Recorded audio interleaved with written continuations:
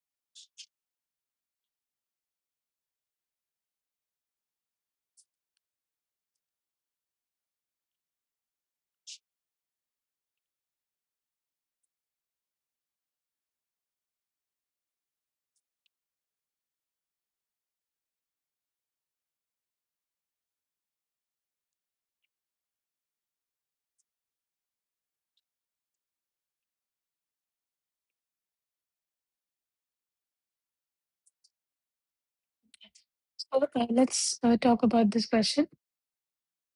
So we have already talked about scoreable markers in previous sessions, but let's recollect all of it. So scoreable markers are basically genes that can be visually detected. Okay, the genes that can be used to visually detect the gene expression, the gene expression that of our interest. Okay, so if so those genes uh, along with which our gene of interest is fused, and to check the expression of that gene, some visual cues are present, and when they are transformed in the cell, so they will not kill the cell. Okay, so the expression of scorable markers can visually detect gene expression, and in the cells in which they are transformed will not be killed. So basically, they produce a detectable signal. It could be anything, like it can be color, or it can be some kind of fluorescence, or it can be some kind of light, like anything which can be visually seen, and it can be detected, basically. Okay, so there are some common examples of scorable markers that we already talked about. One of them is Gus, which is also called as beta glucuronidase. The source of Gus gene is from E. coli, and the function is that in the presence of its substrate, which is X-gluc, it will produce a blue color. Okay, so that means that the colonies, the E. coli colonies, which are expressing this particular gene, will be blue in color when their substrate is present. In the presence, only in the presence of that particular substrate. Okay, so if the substrate is present and still a blue color is not produced, that means that that particular E. coli is not able to express the Gus gene. Now, this Gus gene is widely used in plants for histochemical staining, okay, to see whether where our gene of interest is getting expressed. That particular, so this is suppose our gene of interest, it is fused along with the Gus gene under a promoter.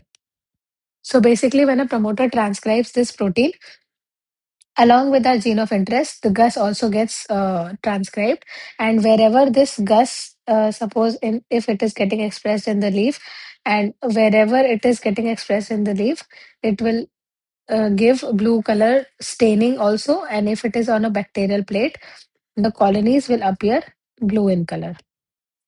Okay. So this is how the Gus works. Second one is GFP. Now GFP stands for green fluorescent protein. The source of GFP is a jellyfish. And unlike Gus, in case of GFP, the transformed cells will emit green fluorescence light, which is visible under UV or blue light. Okay, and this basically helps in real time monitoring of gene expression in living cells. Okay.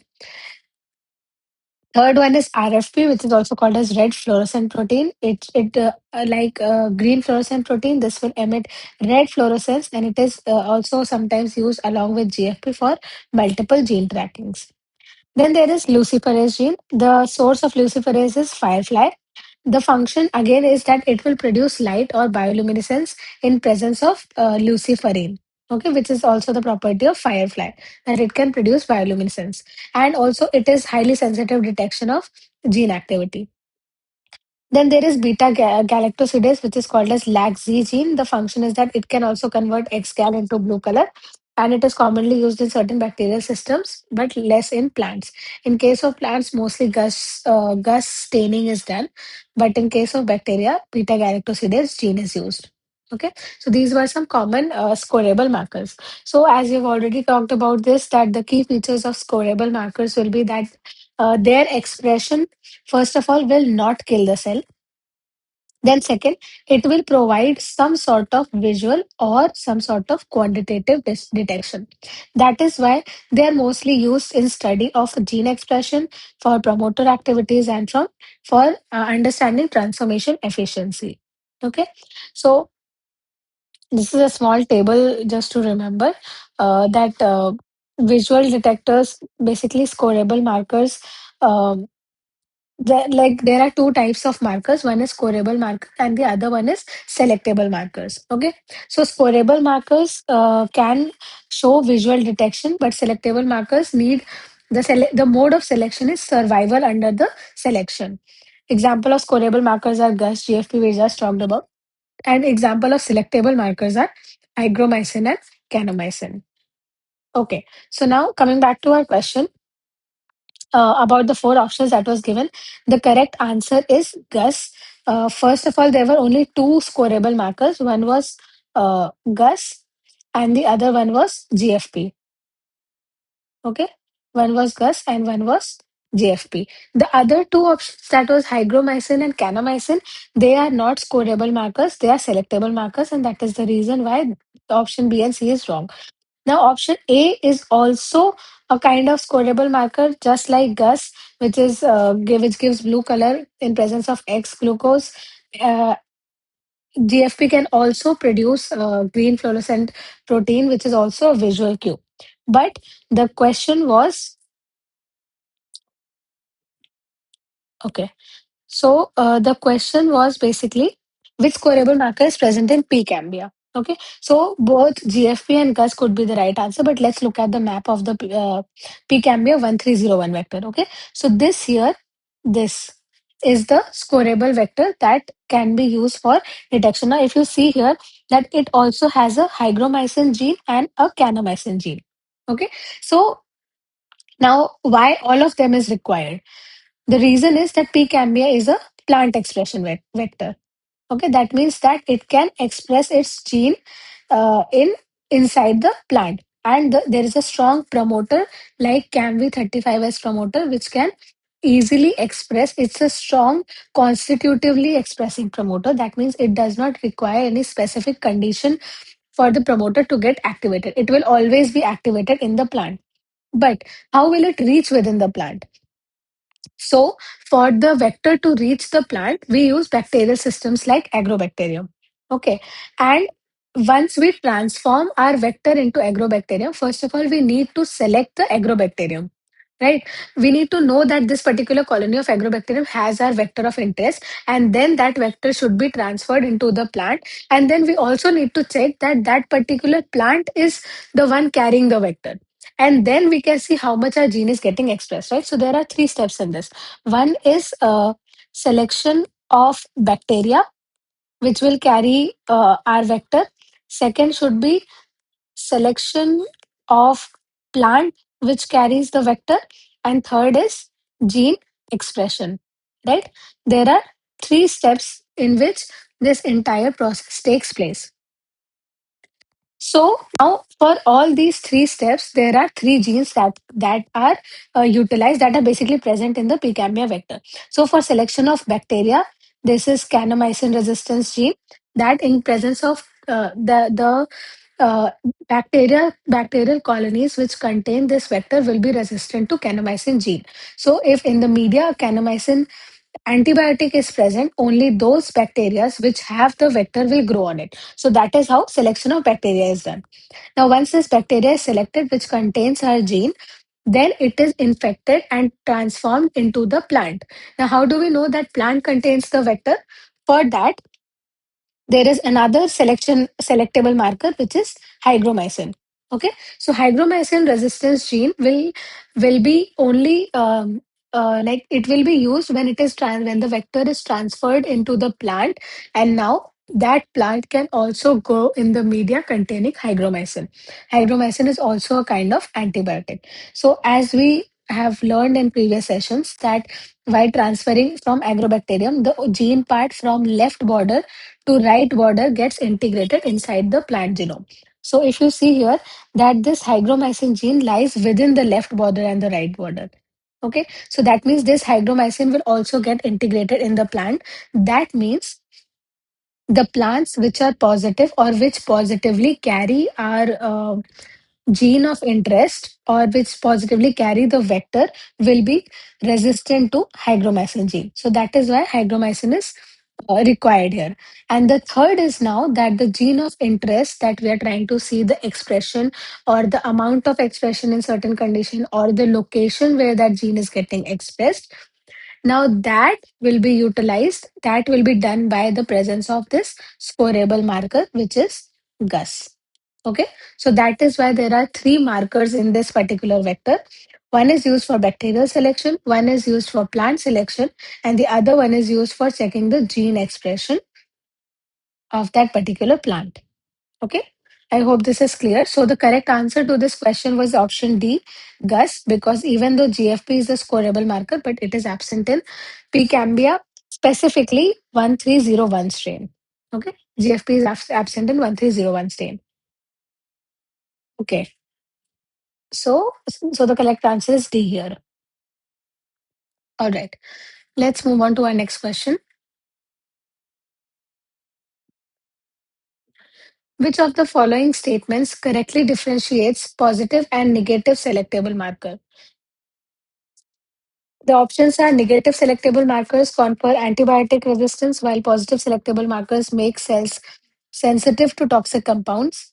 Positive selectable markers allow faster growth for transformed cells, while negative selectable markers determine death of the untransformed cells. Positive selectable markers are used only in bacteria, while negative are used in plants. And negative selectable markers make cells sensitive to toxic compounds, while positive confer antibiotic resistance. Okay, you have 2 minutes. You can try solving it.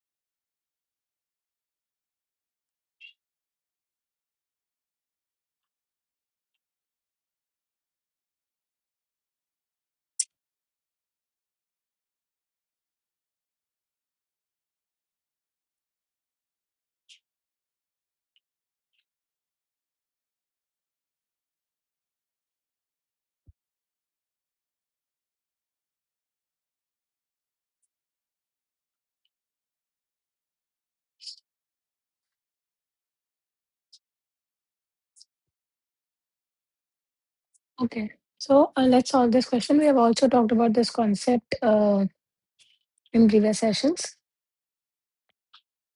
So there are two types of selectable markers. One is positive selectable marker.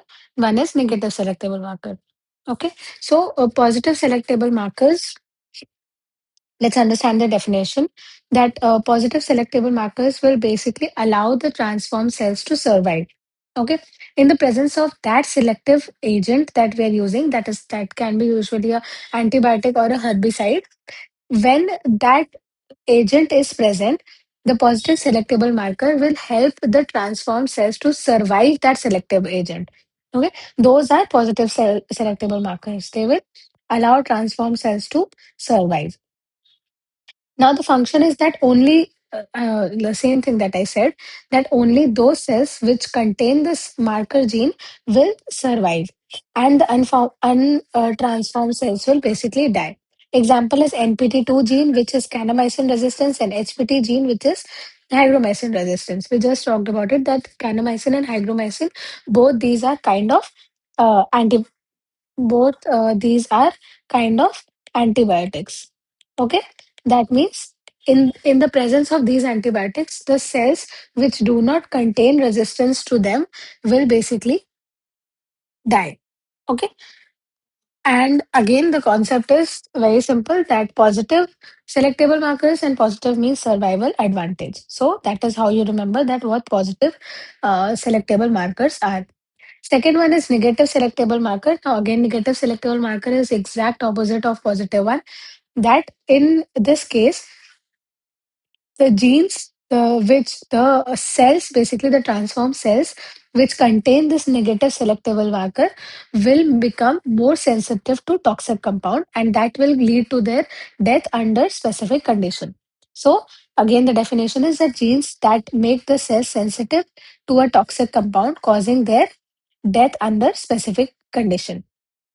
Okay, the function is that the cells which carry the marker genes will die when they are exposed to some specific substrate, and without this particular gene, the cells without this gene will basically survive.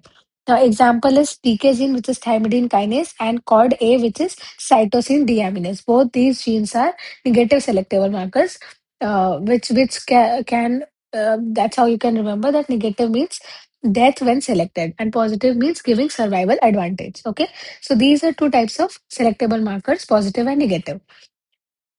This is a small table that can help you remember that positive selectable markers, when transformed, they will help in survival. Non-transformed cells will die, and the purpose is through selection of transformed cells. Example, antibiotic resistance. In case of negative markers, transformed cells will die in presence of a substrate, but the non-transformed cells will survive. And the purpose is to eliminate specific cells, and examples are using toxin sensitivity.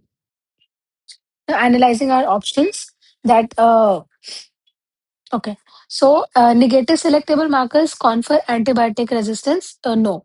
Negative selectable markers will not confer antibiotic resistance, and positive markers make cells sensitive. It is exact opposite of it. So, option A is incorrect. Option B is positive selectable markers allow faster growth of transformed cells, while negative selectable markers determine death of untransformed cells. Okay. So this is correct because positive selectable markers will allow growth of the transform cells faster as compared to the ones that are non-transformed, while the negative ones will do the exact opposite of it. C is positive selectable markers are used only in bacteria while negatives are used in plant. This is also incorrect. And D is negative markers make the cell sensitive to toxic compounds, while positive selectable markers confer antibiotic resistance. I think the option D should be correct here instead of option B. Okay, let's see. B was positive selectable markers allow faster growth, while negative determine the death of untransformed cells. Okay, so this is wrong. Negative selectable markers determine death of untransformed cells. This is not the case. Instead, negative selectable markers determine the death of transformed cells. It should be transformed here. So option B is actually incorrect. This is wrong. Option D is right here. Okay, that negative selectable markers make cells sensitive to toxic compounds, while positive selectable markers will confer antibiotic resistance. Option D in this case is correct. Okay, I hope this was clear. Let's move on to our next question. Which of the following method is used to check transient expression of a transformed plant? The options are through using a scoreable marker, through PCR, through selectable marker, and through sudden blotting.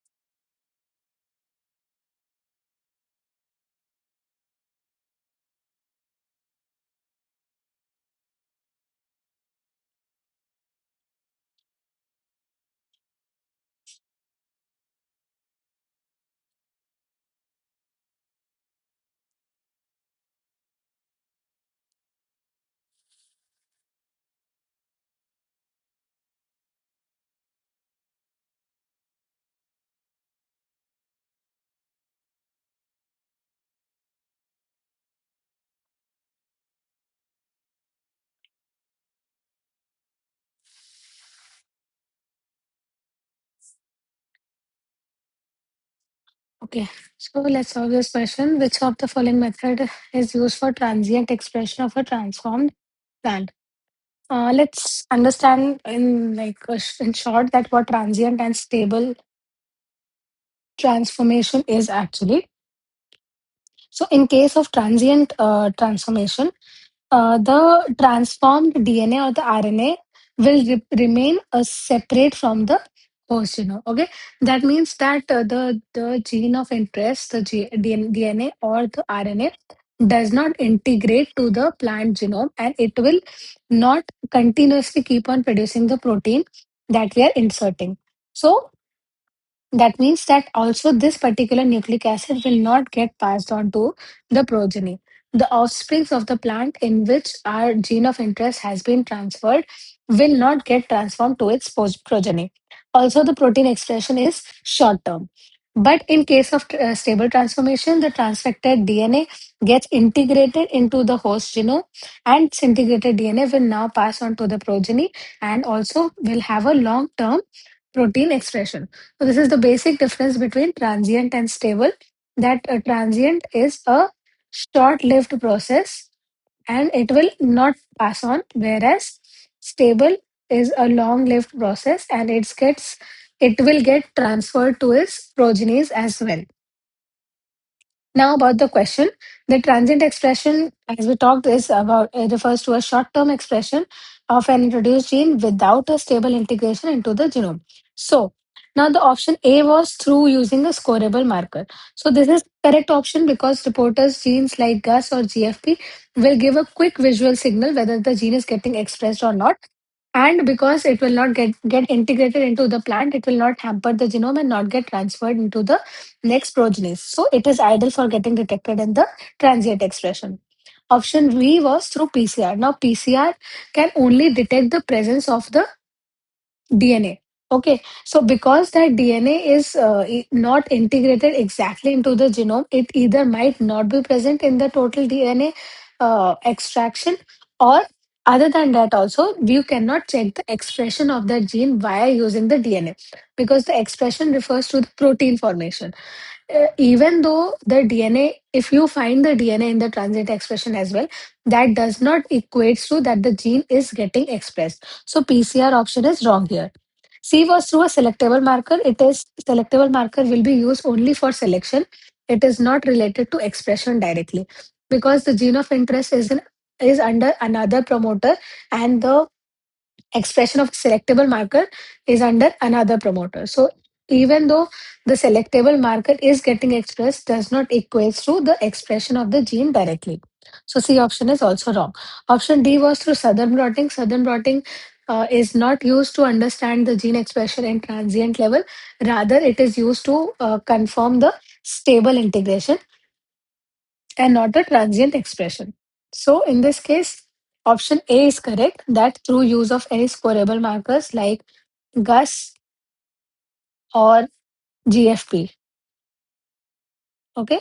So through any use of these scoreable markers, we can check the transient expression of a transformed plant. Okay.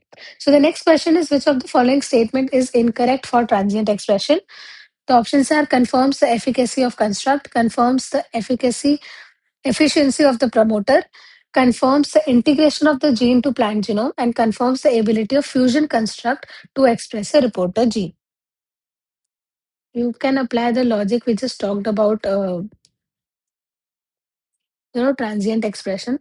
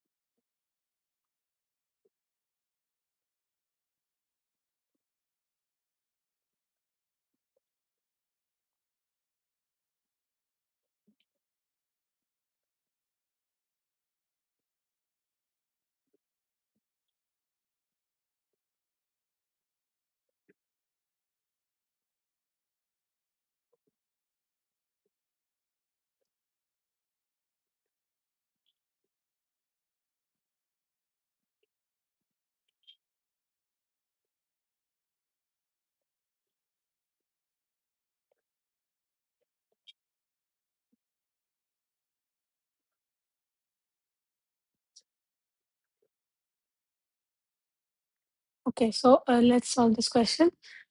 Again, about transient expression, we talked about it that it's a temporary expression of an introduced gene, okay, in a cell without integration into the host genome.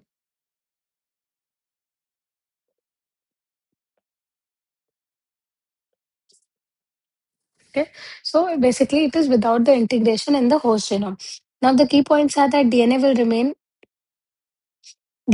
remain outside the genome and the expression is short lived.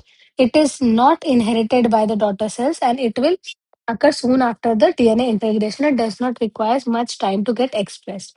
Now, why it is used? It is used for generally checking the functions of gene for promoter activity and for reporter gene expression.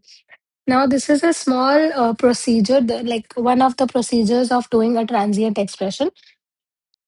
So basically, a target gene is taken and that is cloned into an expression vector. Okay, this is the gene, this is the target gene that is cloned into an expression vector. Now, this expression vector is now transformed into E. coli, and E. coli will be, as we discussed in first question, that it will be selected using a selectable marker.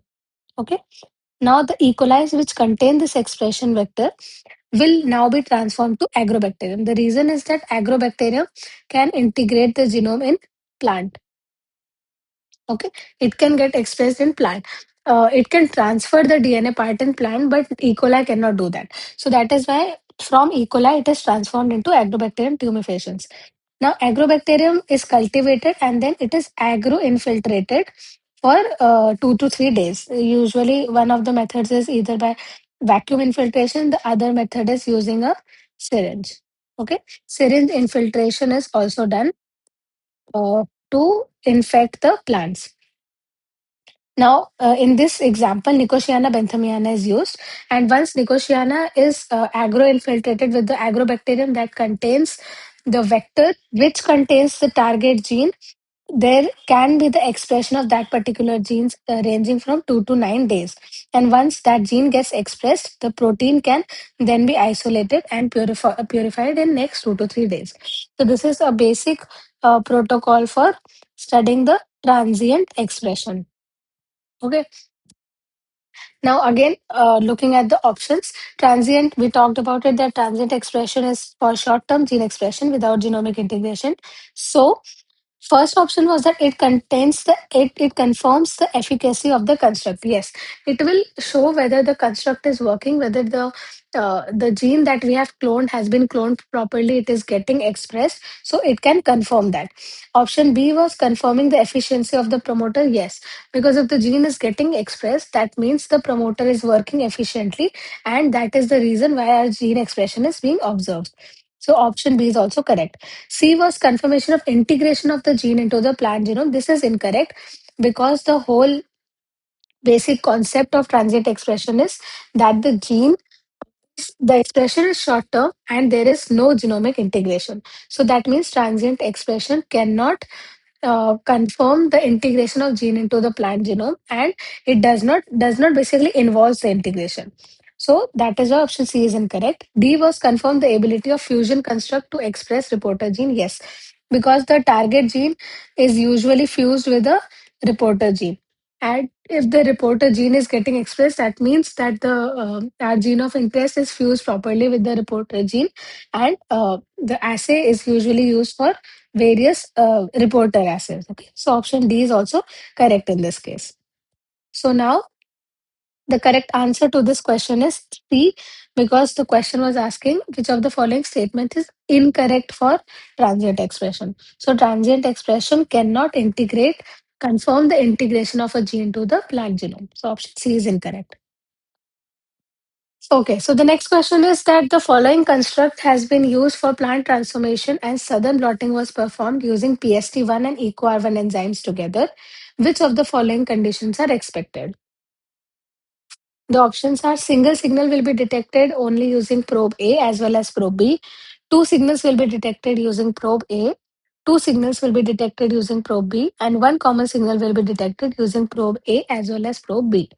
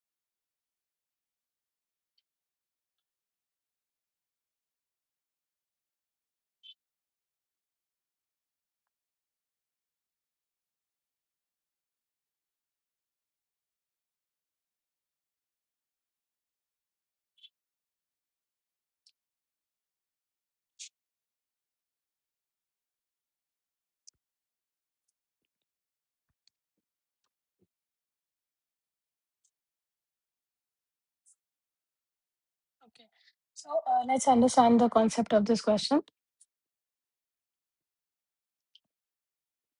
So first, to solve this question, let's first understand what the construct is saying. Okay, what this exactly means. So in this construct, there are two genes, gene A and gene B. Okay, gene A is a 1 kb fragment and gene B is a 1.5 kb fragment. And gene A is flanked by two enzymes, which is SAC1 and HIN3, and it is also cutting with PST1 in the center. And gene B is flanked by HIN3 and BAMH1 with EcoR1 cutting in the center. Okay, and so now, if the question says that PST1 and EcoR1 are digested together, that means that the cut will be somewhere here and here, right? If PST1 is cutting, it will cut here, EcoR1 is cutting, so it will cut here.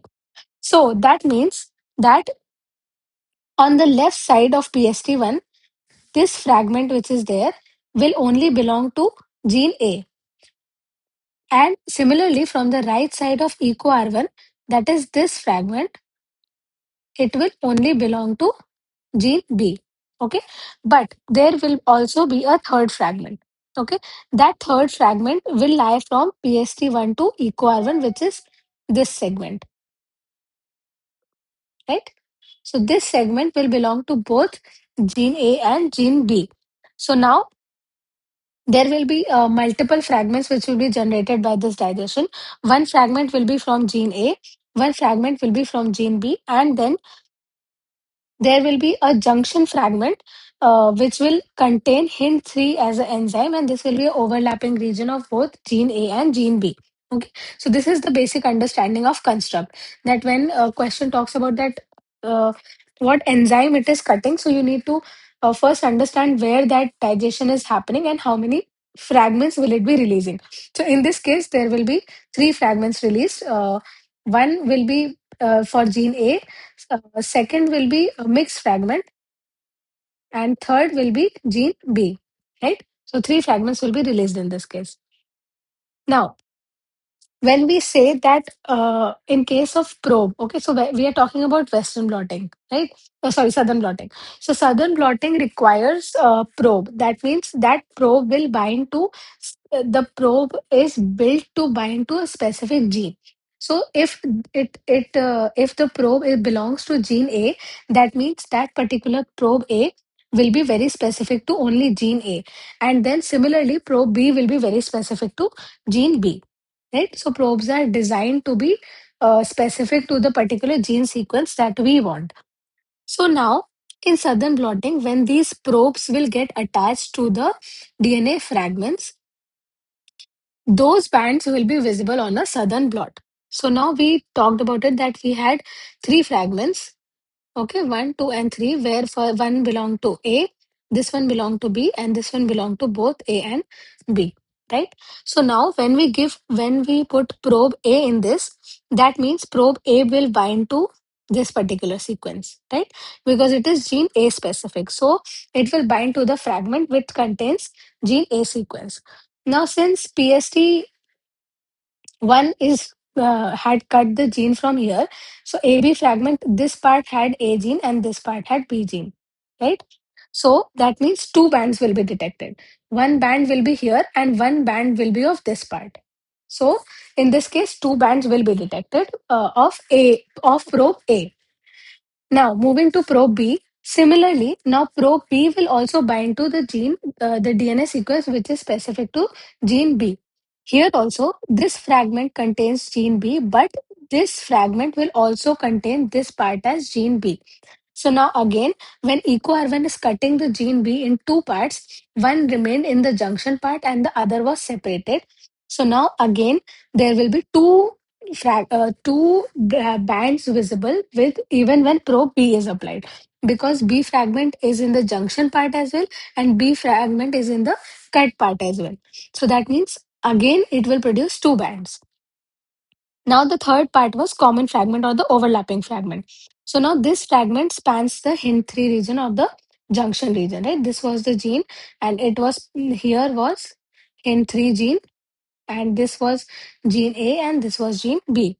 So now this region will be detected by both probes, that is probe A and probe B, depending on the design of the probe, whether it can bind to the this small part or not. It can detect both the probes, right? So that means the common fragment will also be detected by probe A and B. Understood? So this means simply you need to solve this question, you need to understand the concept behind southern blotting, that the number of bands will depend on the restriction enzyme cut site, which in this case was pst1 and ecoR1, then again the location of the probes and the arrangement of the construct. So you need to understand these three things to solve this kind of question. Now we understood that what kind of things will be happening, and what kind of bands will be produced by adding probe A and B, right? So let's analyze the options. So option A was that single signal will be detected only using probe A as well as probe B. So this is wrong because we just figured out that in this gene, when applying probe A, signal will be from here as well as from the mixed junction. And while applying probe B, signal will be from here as well as from this junction. So option A is incorrect. Okay, because digestion will produce multiple fragments. B was two signals will be detected using probe A, correct. One signal will be from here, one signal will be from here. So option B is correct. Option C was two signals will be detected from probe B, correct. One signal will be from here and one signal will be from here. So option C is also correct. D was one common signal will be detected using probe A as well as probe B. Yes, that is also true because the second overlapping fragment will give one single band both by probe A and probe B, which will indicate a overlapping fragment region. Okay, so now according to this option, since it was an MSQ, that means multiple answers can be correct to this. So all B, C, and D statements are correct in this case. Only statement A is wrong. The single band will not be produced. Two from A, two from probe B, and one common signal will be produced from probe A as well as probe B. Okay. So yes, it was a little tricky question, but I hope I was able to explain you this. Okay. Great. So let's move on to the next question. Why denaturing agarose gel electrophoresis is used for RNA? The options are single-stranded RNA is prevented from degradation. Single-stranded RNA is prevented to form secondary structure formation. Double-stranded RNA is denatured to form single-stranded RNA, and double-stranded RNA integration is maintained.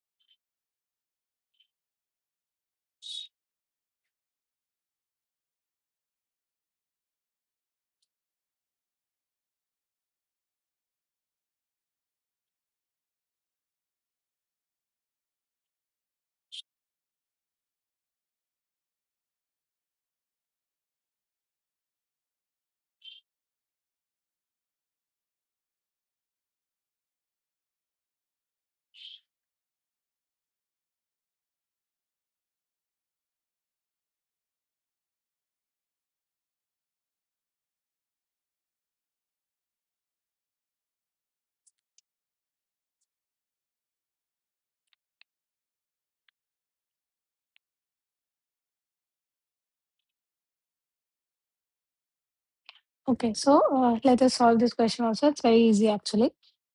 Mm, So let's, in short, understand what is denaturing agarose gel electrophoresis first. So there is another gel which is actually called as agarose gel electrophoresis. Denaturing agarose gel electrophoresis specifically is a technique which can be used to separate RNA molecules specifically under conditions that will prevent the formation of secondary structure. Okay, you can get your answer from here actually. So denaturing agarose gel electrophoresis will contain certain chemicals in the gel electrophoresis that will help in preventing the secondary structure formation of the RNA, and it will ensure that they, because, okay, so why is it important to prevent the secondary structure formation?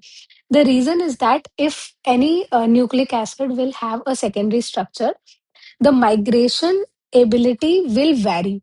That means that if this is the ladder, right? And if this was 2 kb fragment, and if our RNA is supposed in circular form, okay, and one RNA is in a linearized form, that is, it has no secondary structure, but this one has a secondary structure.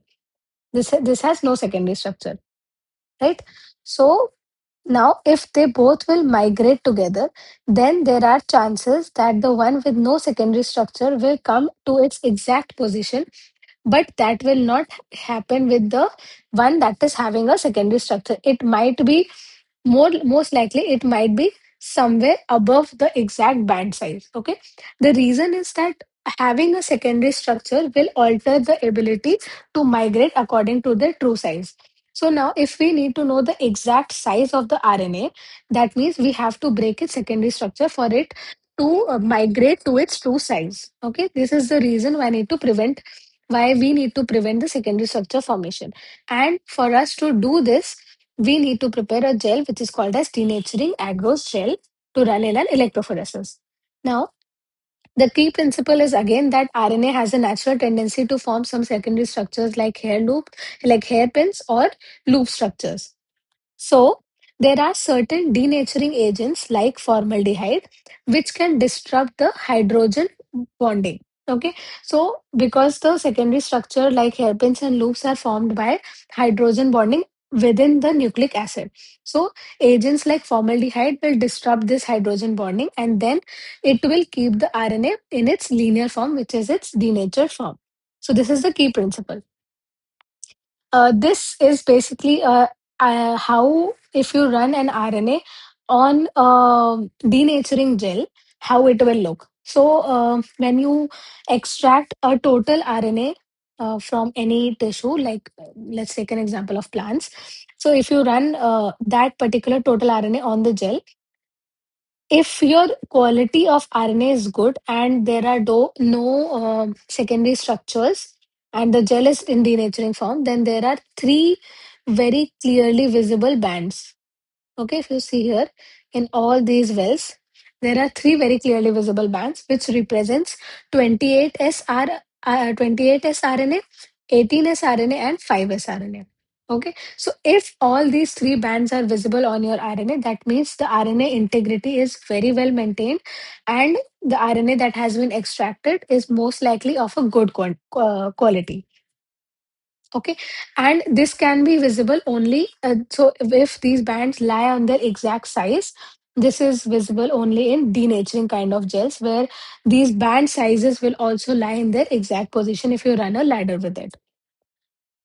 So how this works, it's very simple. RNA samples will be mixed with a denaturing agent and then they are loaded on an agarose gel containing the denaturant. The agarose gel that is used for electrophoresis will also contain the denaturant, and during the electrophoresis, it will prevent the RNA from obtaining a secondary structure. The RNA remains single-stranded and unfolded, and the separation will happen on the basis of its true size.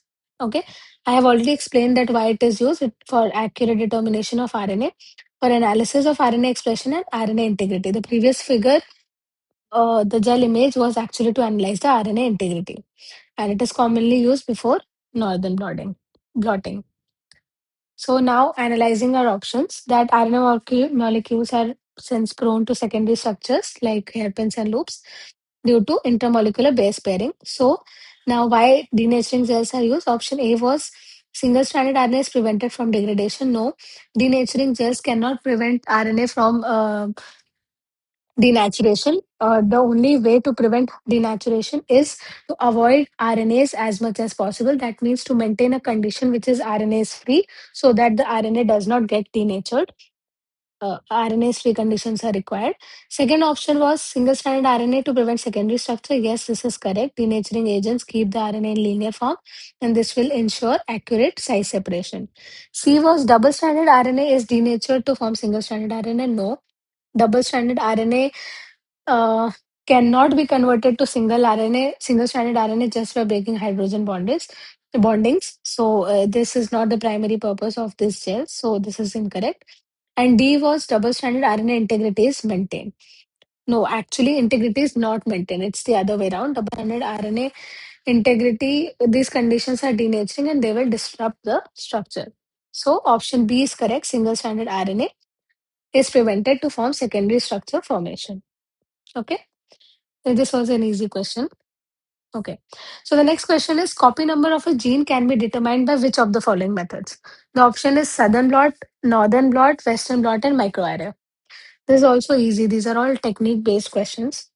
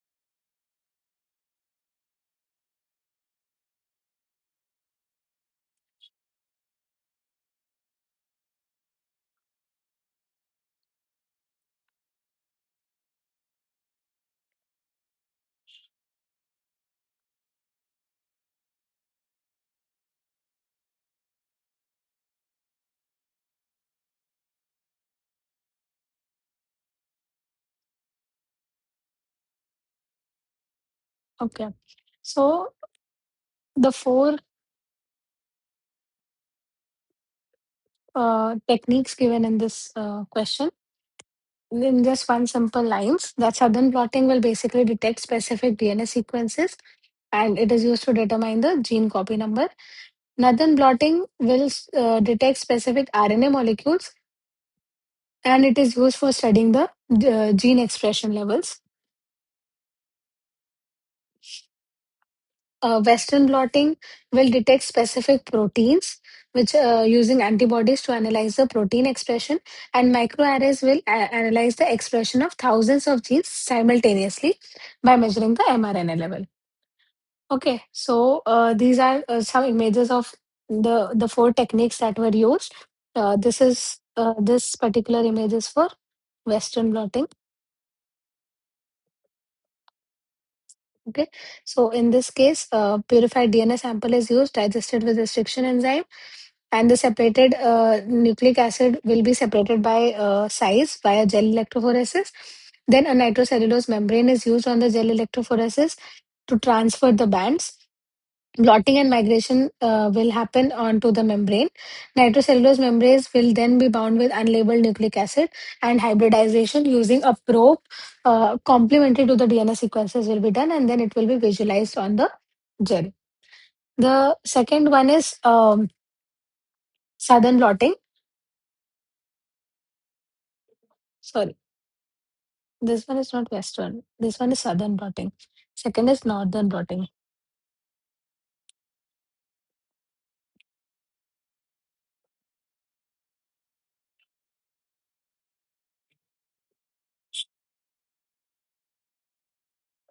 This one is southern blot. Okay, and this one is northern blot. So in case of northern blot, the sample used is RNA. RNA extraction is done on gel electrophoresis separated by size, and the band is transferred to the northern blot. Basically, is transferred RNA to the membrane. Again, labeled probes are used here, visualized on the X-ray film. Okay, this is here is Western blot for protein.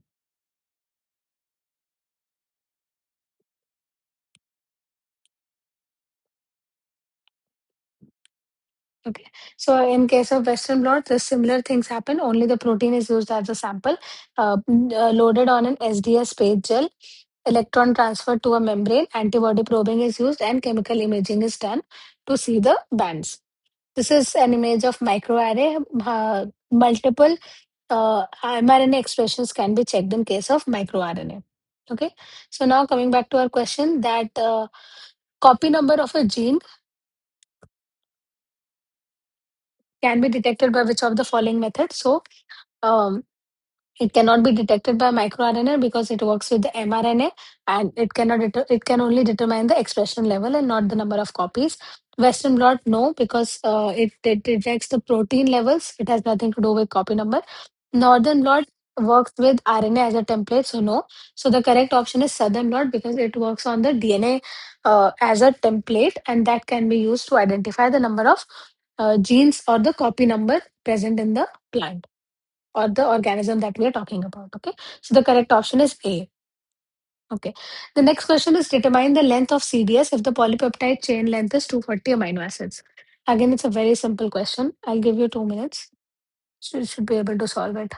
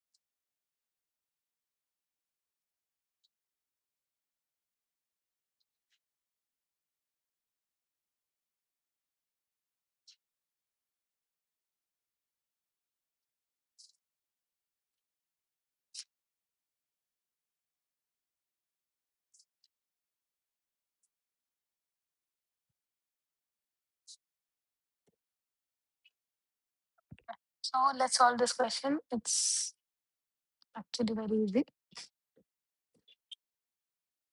Okay, so it's simply the simple concept is that each amino acid is basically encoded by three nucleotides. This is the basic rule of this question. So it's simple for 240 amino acids. If you multiply that by three, okay, three base pairs. So it is total 720 base pair. Okay. Also, because it's a gene, there will be a stop codon which is not does not code for any amino acid. So then again, plus three base pair will be for that uh, because 240 amino acid protein, if we are talking about, then there has to be three more DNA base pairs because they are not coding for any amino acid and it's a stop codon. That is why you cannot calculate that directly from amino acid. So if you add three to it, it will be 723 base pair, right? So that's the correct answer. Option C is correct in this case. 723 base pair. Okay. Okay. So the next question is, which type of gel could be used to determine any enzymatic activity? The options are denatured gel, semi-native gel, native gel, and agarose gel.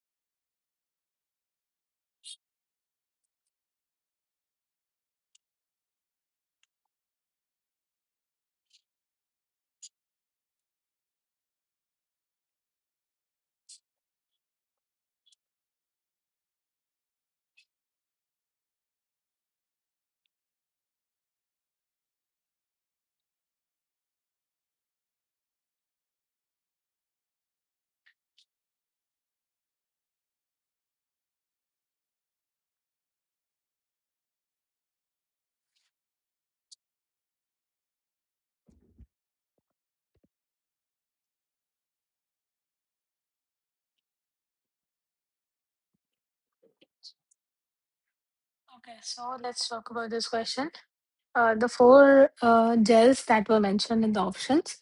Let's understand their function. That first was denatured gel. So it will contain any form of denaturing agent like SDS or urea. And in presence of denaturing gel, the proteins will lose its native structure and activity. Okay. They're basically used to separate proteins based on exact sizes, like SDS page is an example of it. So, because they will lose its native structure, that means any foldings or any secondary structures will be broken down and it will just be a linear protein. So, that is why it is the protein is separated on the basis of exact size. Second was semi native gel. So, semi native gel is basically partial denaturation condition. In this case, some protein structures may remain but not fully functional. So, it is rarely used because it's not very reliable for enzymatic activity assays. Then it is native gel, which has no denaturing agents. The protein will retain its natural conformation and activity. And this is basically used to study the enzyme activity, also called as zymography, or also to study the protein protein interactions. Option D was agarose gel. Agarose gel is typically used for DNA RNA separation and it will separate on the basis of size. So it is not suitable for studying of protein activities. So, uh, according to our question, that to detect enzymatic, so the basic rule is to detect the enzymatic activity, the enzyme must retain its functional or the active structure. So now coming to the options, denaturing gel will break the protein structure, so enzyme will become inactive. Semi-native gel will not break the protein completely, but some functions may be lost, so it is not reliable. Native gel, on the other hand, will keep the protein conformation in its native form. The enzyme activity will be retained and it is used for zymography or activity staining. Agarose gel is mostly used for DNA or RNA and not for enzyme activity. So, in this case, the correct answer is native gel, and in some cases semi-native gels can also be used where the in such cases where the enzyme activity, the protein is not functional because of its excessive structure or some structure which is hindering the activity. In that case, semi-native gel will break only those parts of the protein that is hindering the activity and make the protein actually more functional. So in certain cases, semi-native gel can also be used to determine enzymatic activity, although it is not a very reliable method. It can still be used. And option C, native gel, is of course it is very useful for studying the enzyme activity. Okay, so the last question for today is, which of the following method is used to study transcript level expression of a gene? Options are QRT-PCR, Southern blot, transcriptome profiling, and Western blot.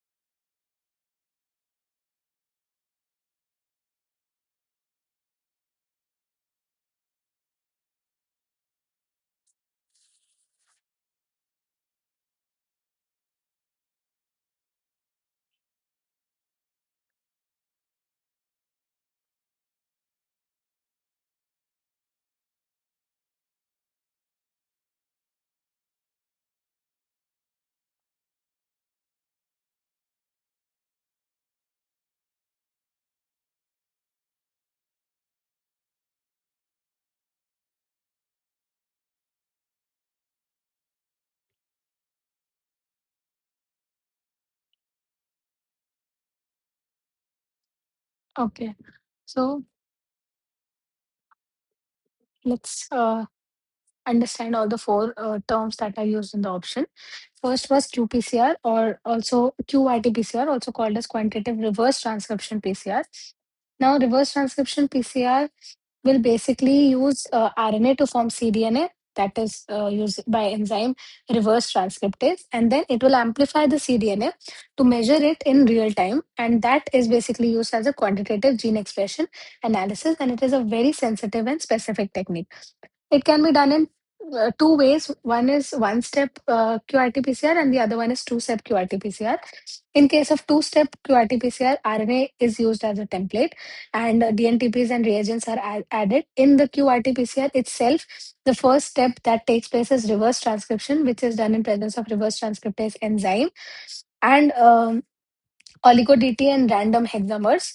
And the cDNA gets formed inside the qPCR machine itself. Once the cDNA is formed, it is aliquoted and then used as a template for the PCR, where genome specific primers, DNA polymerases, and some buffers and DATPs are used. And then this amplified DNA will give the results in the real time. The gene expression can be analyzed in a quantitative method. In case of one step QRT-PCR, the cDNA is already made, and directly the cDNA is given as a template for the analysis. So that is one step QRT-PCR. This can be really helpful in understanding analyzing basically the gene expression levels. Second is Southern blot. So Southern blot, it basically detects the DNA sequences. So it can only detect the gene presence or the absence, and for copy number analysis, because again, copy number analysis is based on the presence or absence of DNA sequences. So it cannot really be used for studying the transcript or the RNA analysis. A third was transcriptome profiling. Transcriptome profiling basically refers to studying all the RNA transcripts of any cell or tissue. So this will include techniques like RNA-seq, which is also called as RNA sequencing, or microarrays. And this can provide a global gene expression pattern. That means all the genes that are present in that tissue can be analyzed, whether they are getting upregulated or they are getting downregulated in certain conditions. So, even transcriptome profiling is used to study the gene expression pattern. Next was Western blot. So again, a Western blot will basically detect the proteins using antibodies. Okay, so it cannot be used for RNA expression. Rather, it is more used for protein expression and protein size and modification. Okay, so it cannot measure RNA levels, but it can measure all the things related to protein. That is, whether it is getting expressed, what is the size of the protein, whether that protein has been modified in any form. So these kind of studies are done using the Western blot. So now coming back to our question, which of the following techniques is used? First was QRT-PCR. So QRT-PCR can be used for quantifying mRNA levels very precisely, and it is a gold standard for gene expression analysis. The only thing is that using a QRT-PCR, you can only analyze one gene at a time. Second was Southern blotting. You cannot use it because it detects the RNA, not transcripts. Transcriptome profiling is also again used for studying the gene expression. Good part is that all transcripts can be studied simultaneously, which includes RNA-seq and microarray techniques. And D was Western blot. You cannot study RNA transcripts using Western blots because it detects proteins and not RNAs. So, since it was an MSQ question, multiple answers can be correct to this. So both option A, QRT-PCR, and option C, transcriptome profiling is correct. Both these techniques can be used to study the transcript level expression of a gene. Okay. All right. So I hope this was clear. And this was the last question for today. So if there are no doubts, we can end this session, and we will meet again for our last interactive session next Tuesday, same time from 6 p.m. to 8 p.m. And if there are no doubts, I will end the session.